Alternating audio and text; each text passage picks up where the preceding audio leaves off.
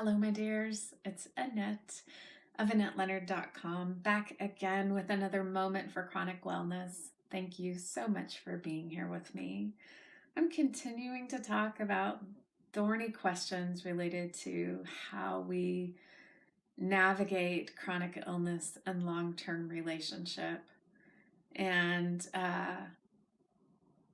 continuing on the theme of figuring out this puzzle of, should I be so lucky to have these moments of energy and time where I feel well enough to do something?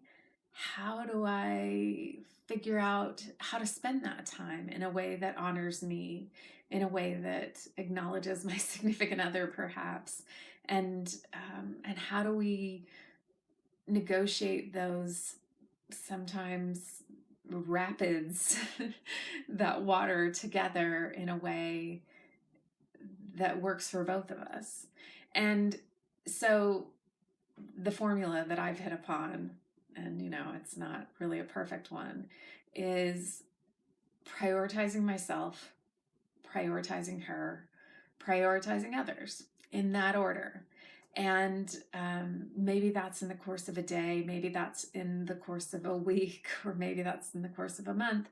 And those things, of course, can overlap. So in finding time to prioritize myself, sometimes that means time with a friend is the way that I am giving to myself. So the way that I'm meeting my need is, I am losing my ever-loving mind from being so frigging lonely, socked in, trapped in my own home story, pain, etc.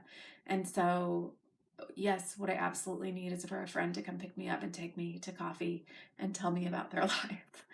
And prioritizing my wife, saying, okay, this week, if I have a good day, what should we do? What would you most like to do? And, sometimes that's a surprise. Sometimes that's, let's really have a meal together.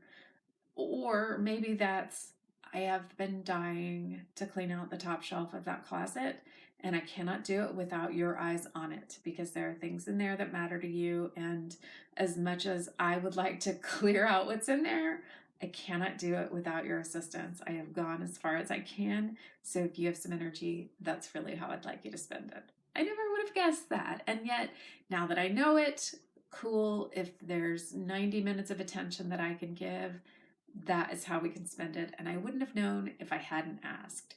And so it's pre-planning, and then it's acknowledging in the moment. And the way that I do that, folks, of course, the way that I do that is by staying in constant contact with my body. It's, the desire to disconnect is so real, because there's so much pain and both physical and emotional and discontent and sorrow and grief, that I want to run from this shell. I want to be on another plane. I want to get away from this experience that I'm having. But of course, the only way that I can ever tune in is by tuning in. It's that doing a body scan, checking in.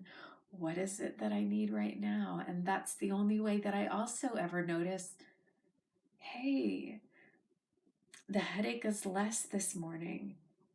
This might be a day that we could have some sex. This could be a day I could help with dinner. This could be an afternoon where I could leave the house. I don't get to capitalize on those things if I'm not tuning in. If I am only dissociating from my experience, I'm never getting to take advantage of those ripe moments possible for doing other things. That's my thought for today. I hope you're checking in and finding moments for you.